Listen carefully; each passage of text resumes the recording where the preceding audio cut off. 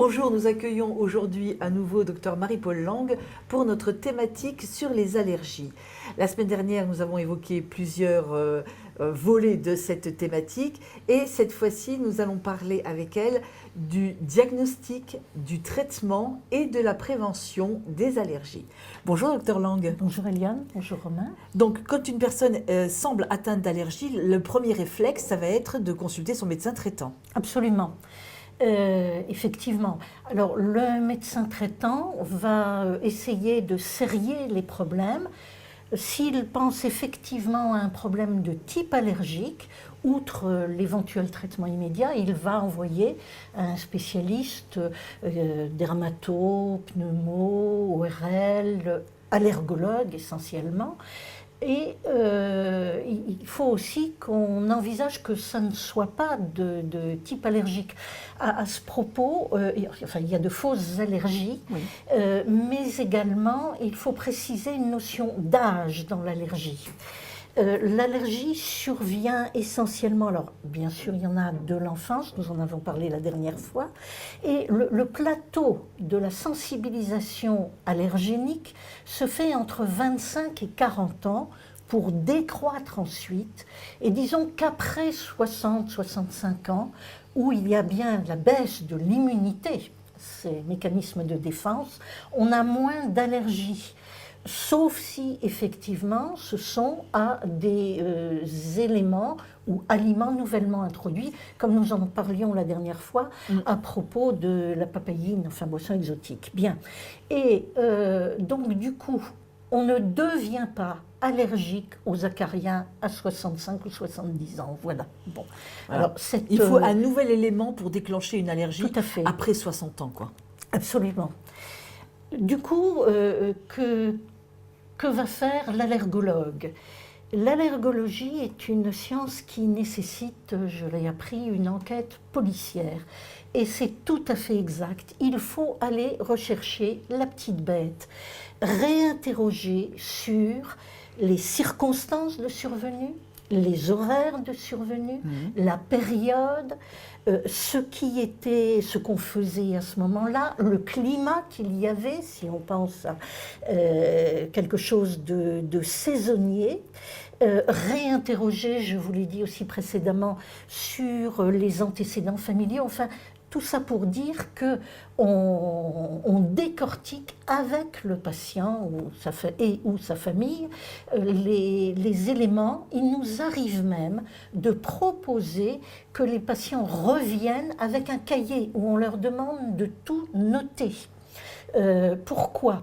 Parce que, par exemple, dans l'allergie alimentaire, ça n'est pas tout simple, et puis dans les urticaires, pas simple du tout non plus. D'ailleurs, une urticaire, on considère que si on n'a pas 6 semaines de persistance de l'urticaire, ça ne sert à rien de faire le bilan parce qu'on ne trouve pas. Bon, donc, dans les allergies alimentaires, un exemple, des gens vont dire j'ai mangé une salade, de la viande avec, etc. Voilà. Et si on leur demande la salade, c'était quoi? C'était une salade de céleri. Mais il était comment le céleri? Eh bien, c'est comme ça qu'on se rend compte que si c'était du céleri rémoulade, sauce rémoulade, c'était des grains de moutarde qui peuvent être allergisants. Donc, c'est vous dire comme il faut pousser loin les recherches pour arriver à imaginer ce qui peut être en cause. Une autre anecdote aussi, sur les allergies cutanées conjonctivites, par exemple, cutanéo-muqueuses, de se rendre compte que, si vous voulez, c'est par les gestes qu'on a tous, on se frotte les yeux plusieurs fois par jour, on ne s'en rend plus compte, que ça peut être le vernis à ongles qui a été mis, qui est responsable de l'allergie au niveau oculaire, parce que c'est là qu'on se frotte les yeux. Donc, pour tout ça, il faut vraiment, j'insiste, mais pousser très très loin. Donc, écrire ce qui s'est passé le jour où il y a eu une réaction allergique, quand c'est alimentaire ou urticaire, c'est très très important. Toutes les activités de bricolage, les repas, les activités sportives, etc. Voilà. Bon, alors, et puis, grosse part. Comme vous l'aviez précisé la semaine dernière, oui. Il y a des allergies qui arrivent rapidement. Oui. Et il y a des allergies qui arrivent de façon décalée. Tout à fait. Donc c'est une véritable investigation qu'il faut mener. Oui, complètement. Et donc, le terme d'enquête policière trouve toute sa place. Ouais. Donc voilà, il n'y a pas glissement de fonction. Alors, une fois qu'on a des orientations, l'allergologue peut faire et fait des tests cutanés. Le principe du test cutané, c'est de déposer une goutte de produit et de faire une petite Entaille. en poncture plutôt, les multiponctures comme autrefois pour le BCG, donc ça n'est pas douloureux. Et on attend ce qui se passe, non pas immédiatement, c'est pas là, mais au bout d'une vingtaine de minutes. Et à ce moment-là, on mesure la réaction. On mesure ce qui est rouge autour du point de poncture et ce qui est surélevé, ce qu'on appelle la papule, comme un bouton. Et en fonction des dimensions on teste par exemple sur les allergènes respiratoires une vingtaine ou une quarantaine de produits sur les bras, les avant-bras, et donc on voit ce qui réagit le plus et de façon significative. Alors, ça permet alors de s'orienter et en corrélation avec l'interrogatoire qu'on a fait, de confirmer ou non l'allergie.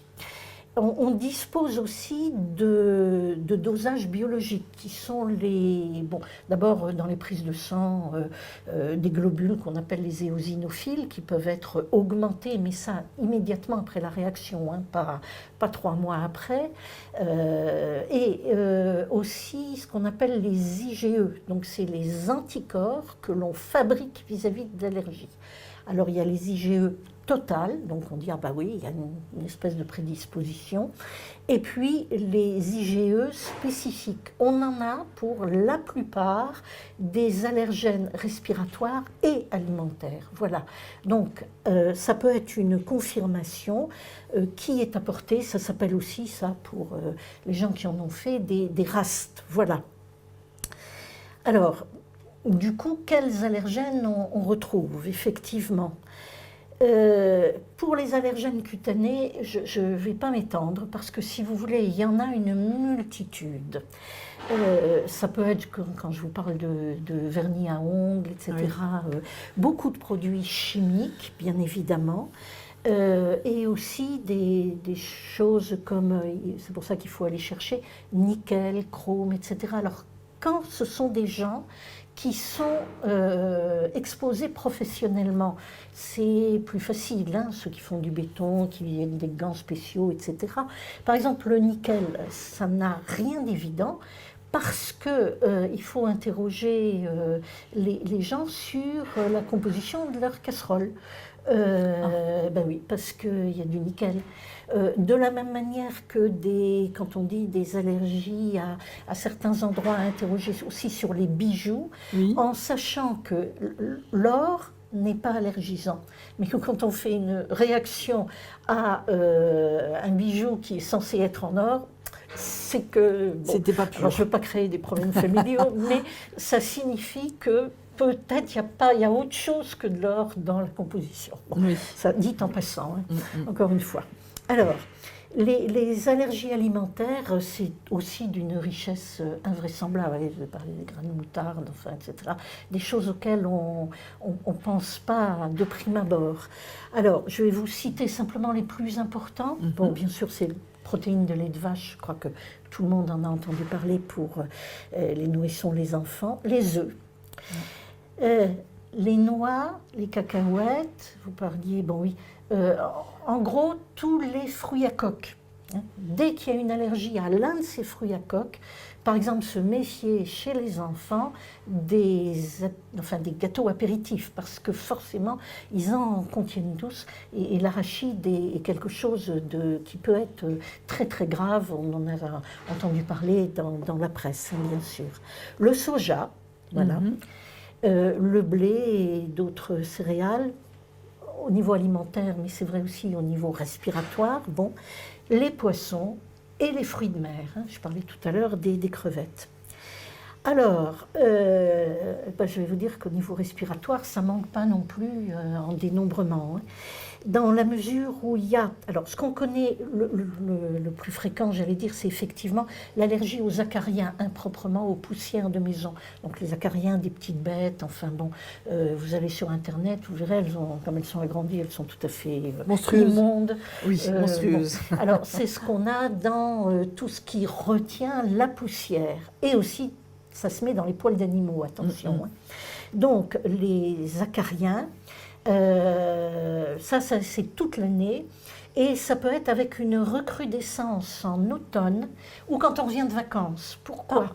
Eh bien oui, parce qu'en général, on va en vacances. On n'a pas aéré pendant... On a d'abord aussi quand on arrive sur le lieu de vacances, oui. s'il n'a pas été occupé pendant plusieurs semaines ou mois, parce que les acariens adorent une température à 20-25 degrés et de l'humidité en même temps. Ils adorent, ils se nourrissent de ça. Donc, quand on arrive éventuellement dans un logement qui n'a pas été occupé, mais aussi quand on revient chez soi, parce qu'on a été parti 15 jours, 3 semaines, et que pendant ce temps-là, ils ont pullulé. Quand on remonte du sud et qu'on met en route le chauffage dans la voiture, qui aussi n'a pas servi tous les jours à faire 700 km, et quand on arrive donc à la maison, bon, il arrive qu'ici, ce soit un peu plus humide et un peu moins chaud que dans le sud de la France. Donc, et on met en route le chauffage. Alors hop, ça circule. Faut bien savoir aussi, je parlais tout à l'heure des véhicules, mais la climatisation. Attention, une voiture qui n'a pas été utilisée pendant 3 semaines, en mettant la clim, on fait aussi circuler tous les polluants et poussières qui sont restés bien tranquilles dans le moteur et dans la voiture. Voilà. Alors, en cette saison, on peut bien sûr parler des pollens. Alors, les pollens, les principaux, hein, ce sont les arbres. Alors là, les pollens d'arbres, c'est plutôt en mars-avril. Le principal étant le bouleau. Alors, on est allergique au bouleau. Mais au boulot arbre, il faut le préciser. Pas au travail. Bon, voilà. Bon. Mais c'est aussi le cyprès et les tuyas. D'accord. Et on a aussi remarqué que justement, en encadrant de haies nos jardins, résidences, etc., eh bien, on a augmenté une sensibilisation qui venait, elle aussi, du sud de la France. Voilà. Donc, si on est allergique, il vaut mieux mettre une haie autre que des cyprès et des tuyas. Voilà. Alors, on arrive aussi, de la même manière, il y a un mouvement comme ça, d'une graminée qui est très importante en dessous de Lyon, donc on peut rencontrer si on va en vacances dans ces endroits, c'est l'ambroisie, qui pousse au bord des chemins, comme beaucoup de graminées, des cours d'eau, etc., et qui est actuellement des plus allergisantes. Le problème, c'est que dans nos bagages, on a aussi remonté des pollens d'ambroisie, et que ça commence à remonter jusqu'à l'Alsace. Donc, attention. Il y a ça, et puis aussi le réchauffement climatique qui fait que Absolument. les régions plus au nord commencent à, que ce soit les moustiques ou que ce soit les plantes, commencent à être atteintes par ces pollens qui remontent dans les régions anciennement plus froides qui se réchauffent, quoi. Oui. C'est tout à fait vrai, et c'est une évolution qui manifestement va se poursuivre et s'aggraver, il faut le dire comme ça aussi. Alors, les graminées dont nous sommes plus coutumiers, le plantain dactyle et fléole. Alors, plantain, dactyle, fléole, qui sont au bord des sentiers. C'est ces plantes, vous savez, qu'on enlève de leurs feuilles et qu'on met dans la bouche parce que ça en joue à Lucky Luke. Bon, le plantain, écoutez, après avoir un peu réfléchi, hier soir j'en ai vu dans ma pelouse, donc c'est dire que c'est vraiment fréquent. Donc, oui, on en voit partout. Et quand on va se promener sur les sentiers, on y est forcément exposé. Donc ce sont ces plantes qui sont à l'origine du rhume des foins et des manifestations de polynose. En sachant que toutes les allergies, les problèmes de sensibilisation, c'est une question de seuil. Alors, c'est vrai pour tous les types d'allergies, alimentaires, cutanées, respiratoires. C'est-à-dire que je supporte d'être exposée aux acariens et il y a un moment où Oui. j'ai dépassé mon seuil d'acceptabilité, de tolérance, et là, je peux déclencher des allergies. C'est important à savoir ça pour la prévention. Une allergie, ça se manifeste pas forcément tout de suite. Par exemple, c'est la même chose, je prends au niveau cutané, pour les produits détergents et autres, ou la poudre à laver. Je prends quand c'est encore en carton, je prends le carton, il y a de la poudre dessus. Pendant 56 fois, j'aurai pas de problème. Et à la 57e, je vais démarrer des réactions. Je vais me dire, mais qu'est-ce qui arrive? Pourtant, j'ai pas changé de poudre à laver, etc. Voilà. Donc, c'est une question de seuil. C'est comme le capital soleil. À un moment donné, Oui. on dépasse son capital soleil, on va développer des maladies de peau. Oui. Et là, on dépasse son capital de résistance à certains allergènes, en fait. C'est tout à fait vrai, puisque c'est aussi une sensibilisation pour ce qui s'appelle l'urticaire solaire. Hein. Voilà.